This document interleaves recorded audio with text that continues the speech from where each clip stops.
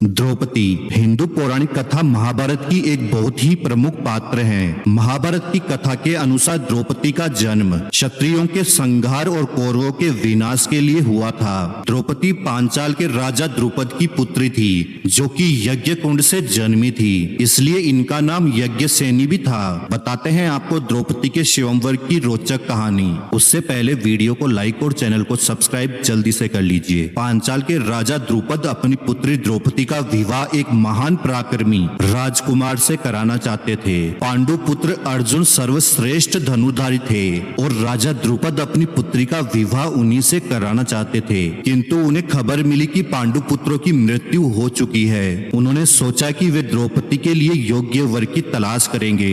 फिर उन्होंने इसके लिए पांचाल कोर्ट में ही द्रौपदी के स्वयंवर का आयोजन किया और उसकी एक शर्त भी थी। कोर्ट के केंद्र में एक खंभा खड़ा किया हुआ था, जिस पर एक गोल चक्र लगा हुआ था। उस गोल चक्र में एक लकड़ी की मछली फंसी हुई थी, जो कि एक तीव्र वेग से घूम रही थी। उस खंभे के नीचे पानी से भरा पात्र रखा हुआ था। धनुष बाण की मदद से उस पानी से भरे पात्र में मछली का प्रतिबिंब देखकर उसकी आंख में निशाना लगाना था। उन्होंने कहा कि जो भी राजकुमार मछली पर सही निशाना लगाएगा, उसका विवाह द्रौपदी के साथ होगा। राजा द्रुपद ने अपनी पुत्री के स्वयंवर के लिए सारी तैयारियां कर रखी थी। उन्होंने देश के कई महान राजाओं और उनके राजकुमारों को आमंत्रित किया था। सभी स्वयंवर के लिए पांचाल कोर्ट में प्रवेश करते हैं। पांडव उस समय वन में ब्राह्मणों की तरह रहते थे। उनकी बढ़ी हुई दाढ़ी थी और वेश भी ब्राह्मणों का धारण किए हुए थे। द्रौपदी के स्वयंवर का समाचार जब पांडवों को मिला,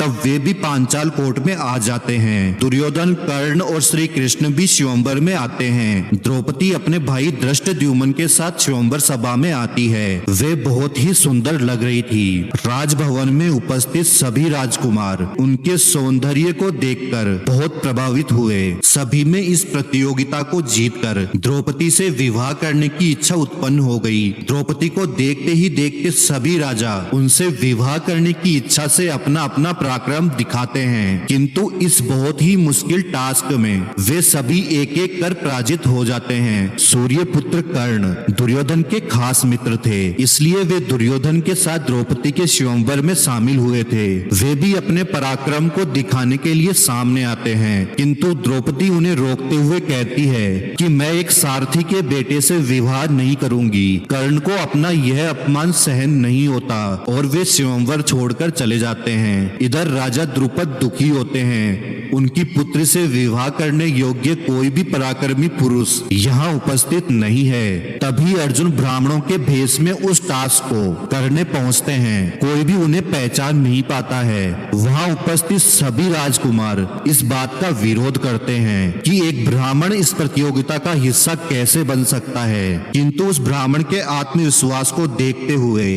किसी के कुछ कहने की हिम्मत नहीं होती है। अर्जुन ने बहुत ही आसानी से लक्ष्य को भेद कर उस टास्क को पूरा कर दिया। द्रौपदी यह देखकर बहुत प्रसन्न हुई और वरमाला जाकर सीधे अर्जुन के गले में डाल दी और इस तरह द्रौपदी और अर्जुन का विवाह संपन्न हुआ।